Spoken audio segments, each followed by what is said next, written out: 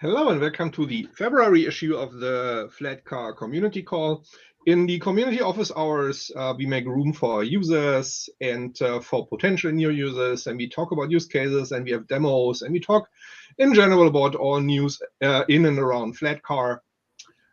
There's the developer sync, which is 2 weeks later, but today it's more user-centric. All right, Flatcar is a CNCF incubation project, and as such, we adhere to the CNCF code of conduct. Basically, please be respectful to each other. Please don't talk over each other. If you want to say something and someone's speaking, please use the raise hand feature. If no one's speaking, you can just go on and start talking. All right, let me bring up the agenda for today and share my screen.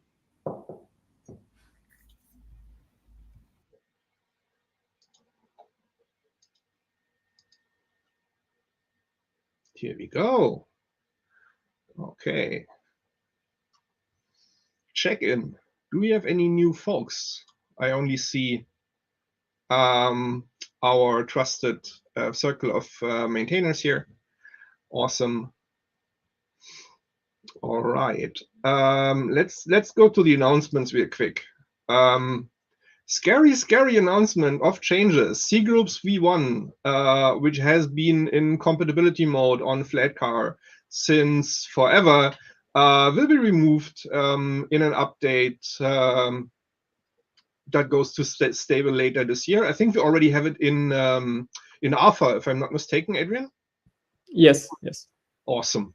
All right, so alpha doesn't support C Groups V1 anymore. There's no backwards compatibility mode to activate C Groups V1 anymore, and instances that upgrade to this version will not upgrade. They would basically fail to upgrade because we don't want to interfere with your workloads that require C Groups V1, obviously. So you won't upgrade into a release that doesn't support them. And it's only in alpha yet, and it's very unlikely you're using alpha, but it's coming through beta and eventually stable. We will keep you up to date via various channels, the release announcements, this meeting, and the Slack and metrics channels, of course.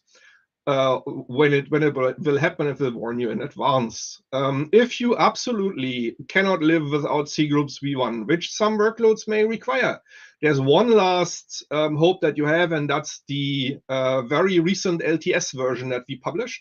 So we published a new 2025 LTS version, and that version will continue to support C Groups V1 throughout 2025. So you have a lot of time to migrate away.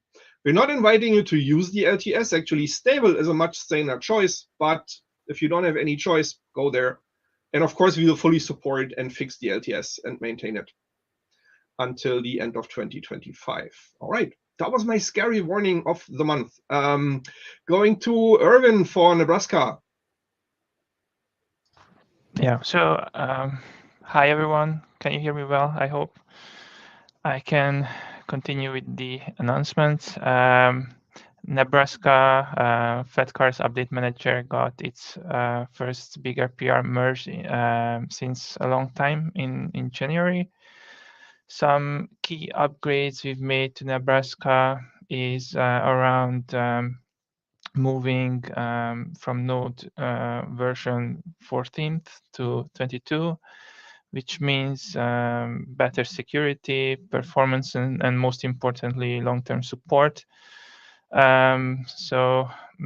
To align with this, we updated the GitHub workflows and regenerated the package log file.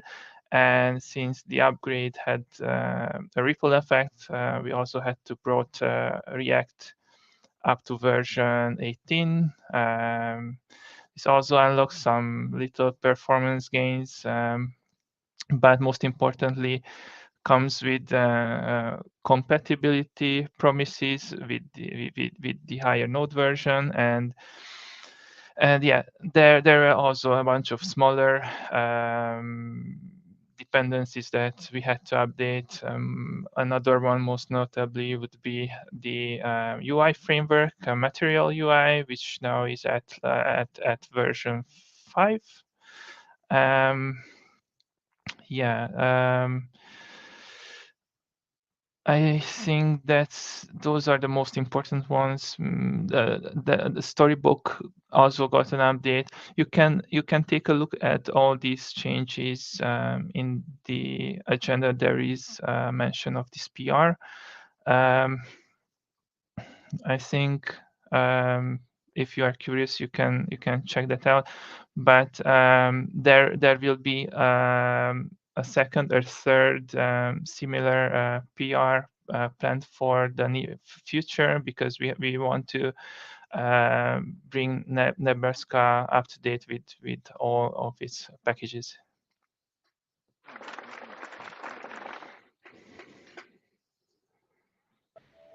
Awesome. That is really great to hear. Okay. Next item is FOSDEM update. So I think we lost Danielle. She fell off. I'm here. You're there. You're a Flatcar. Okay. I'm Flatcar. All right. Go ahead.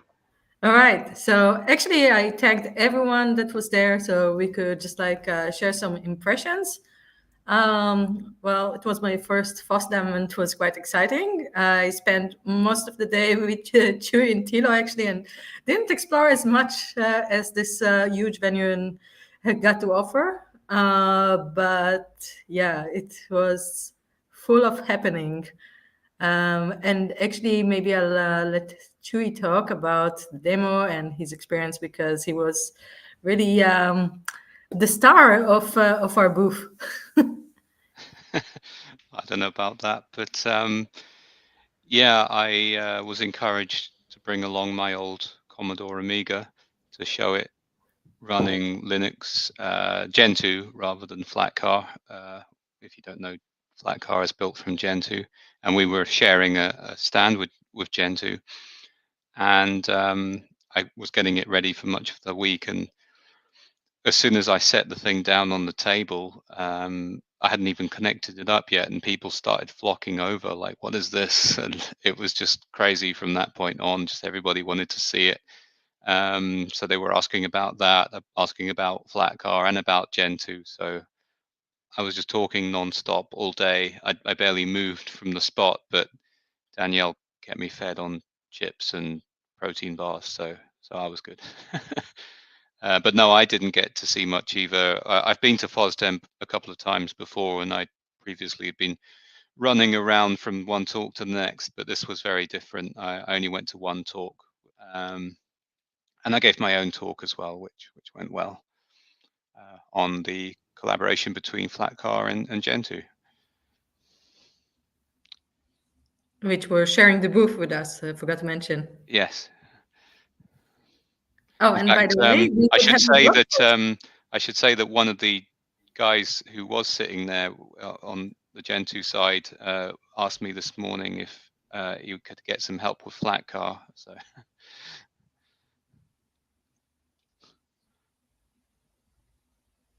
Point him to the Matrix channel. yes, I did. Awesome. Good job. Adrian, maybe wanna go next? Yeah, for me it was also amazing. I had a quite interesting presentation about the work that Flatcar, let's say in the Flatcar environment related to RISC-V. I encourage anyone with a RISC-V board or knowledge to try out Flatcar on RISC-V too. So FOSDEM was, as usual, an immense arena with tons of things to learn about, to see. It's quite a lot of things are being done on the, let's say, immutable OS, micro OS landscape.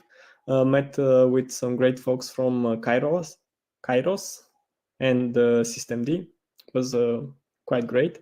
Also, the booth was amazing. I almost every time I checked the Flatcar and Gentoo booth, there was almost no place to go around. Great stuff there.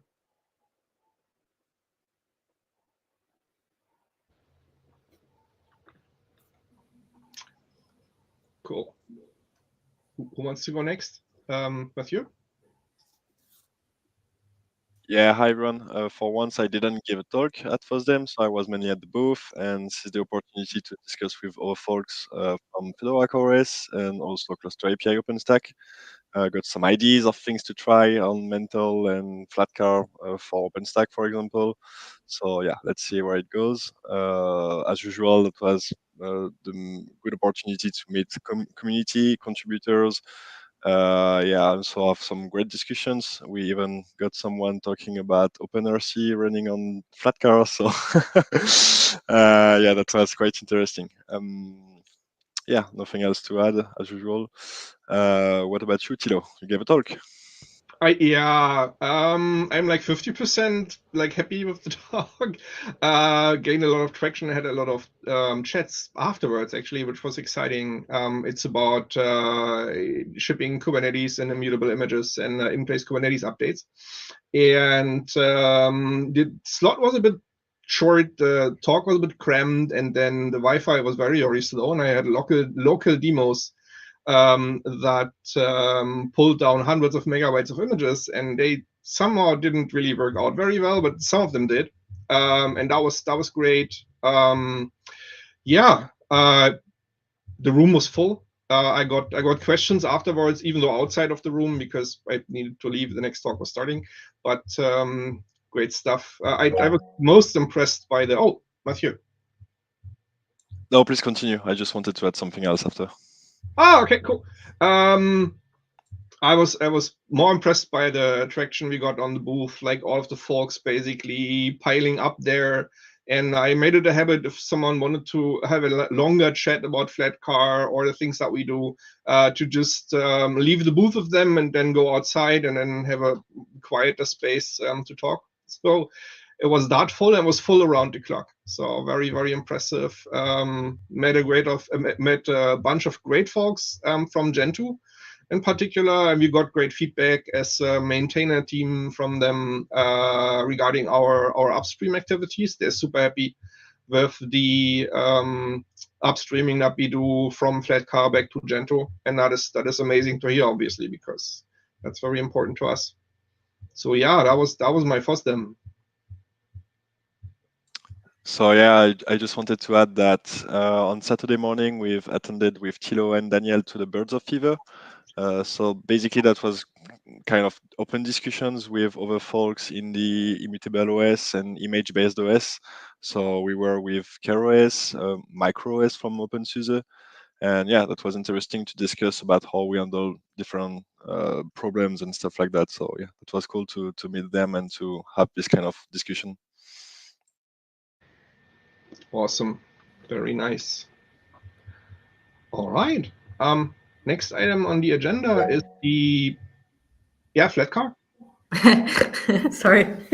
I just wanted to add on what Matthew said. Like, if anyone knows that they got a CFP coming or anything like that, that they need to know about some travel, maybe you could post on the special purpose operating system working group and team up. Maybe we could spin up more of these discussions, panels, and so on. So like, once you know that you have a plan, or just ping me and I'll pull the people together. That's a good point. Yeah. Thanks for bringing that in. That's important. Cool. All right. Let's move on to the postmortem. That's on you, Flatcar. Okay. Yeah. As you might have noticed, we have a slight outage on the 2nd and 3rd of this month, just right after coming back for FOSDEM. So that was a very smooth landing when everyone was still on the way. Then we find out about it. It was due to some miscommunication with Linux Foundation about the DNS transfer. So we've worked with them and kind of found the root cause, which was basically just misalignment there and maybe some missing documentation about our specific, or not our specific use case, but just missing clarification about how to handle it when only the name servers are still handled by the user, which is Flatcar in this case. So we kind of aligned on that, and we're going to share a blog post and update the issue, and then close a circle here about that. So they would go on, update their documentation, and we share the findings. Yeah, I've been contributing to the postmortem, just like some others of the team have, and it's been very insightful. So that was really helpful. It's really hard to kind of find a good root cause for that, but we identified several measures both on the Linux Foundation and the Flatcar side that we will do and implement in order to not have something like that happen again. And there'll be a full postmortem probably by the end of this week, because we need to align some of the items in that postmortem with the Linux Foundation IT department, their techies basically, and then we'll publish it on the Flatcar blog.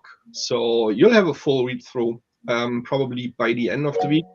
And Danielle is driving that Flatcar. Yeah, there's another blog post, by the way, for FOSDEM. Oh, cool. Tell me more. Yeah, just like we would, that's all. And there are like 2 planned blog posts for now.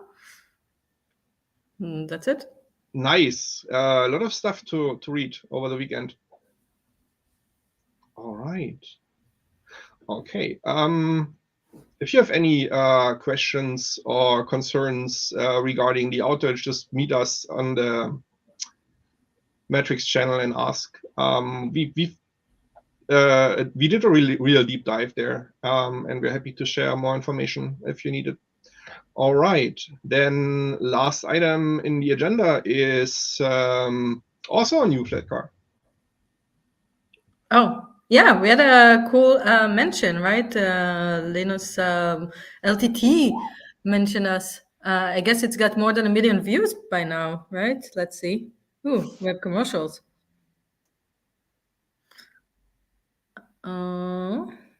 Almost. Getting close to 1 million views. So they're running a private VPN using Flatcar, which was, yeah, surprise mention. Is my internet connection breaking? No, it's not you. Okay. YouTube's doing some weird stuff here. But yeah. No, I really like this. This is amazing. They have 16 million subscribers, and that has been viewed about 1 million times. Yeah. In the last 2 days. Here's their technician person basically telling people about operating their own VPN nodes, and they have everything built on Flatcar. They have it in a repo. They have it as butane config. It's reproducible. They check all the boxes, and that's. I'm gonna do this now because I'm the Flatcar user on GitHub. So he gets a thumbs up. That's amazing. Good stuff. Yeah, that was great to learn about. Cool. All right. Do we have something for the release planning, or can we skip that? Because I think there might be a release coming next week, but there are no changes. It's just a bug fix release, right? Yeah, I can go ahead. Yeah, it's just a bug fix release. We recently released 2 weeks ago the alpha beta stable and the new LTS that Thilo mentioned with the cgroups v1 support. So yeah, for the next release, it will be a bug fix release for alpha, beta, and stable. And yeah, expect as usual kernel updates. And for the new alpha, we will have 2 weekly updates. So a lot of things updated on the new alpha. Very nice. Awesome. All right.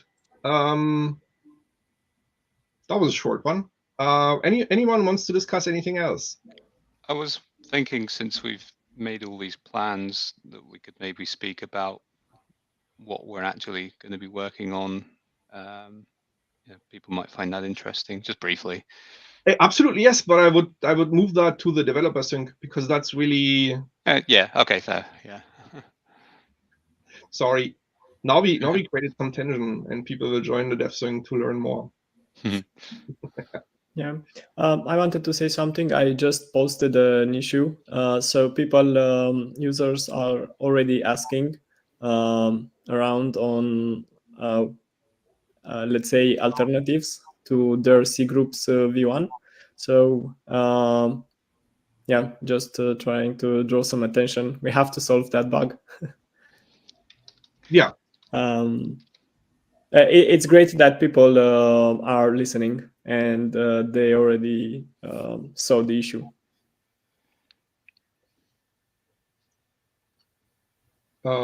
So I shared it in the.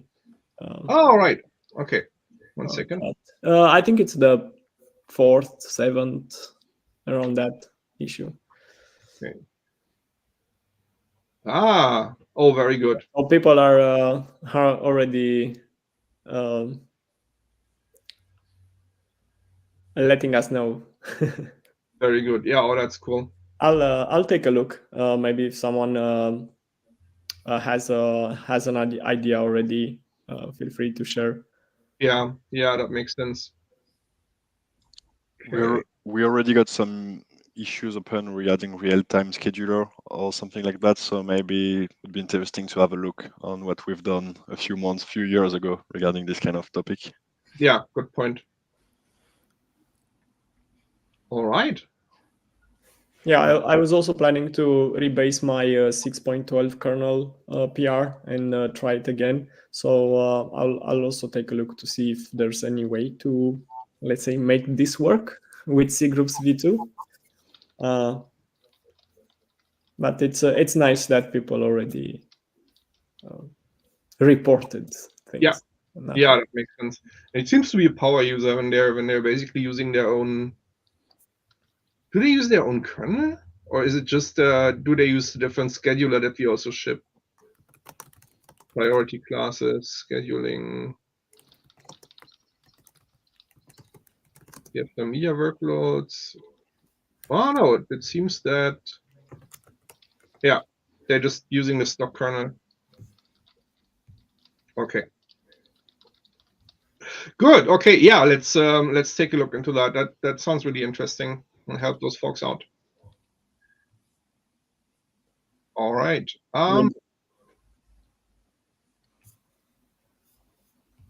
Anything else you folks want to raise in the office hours?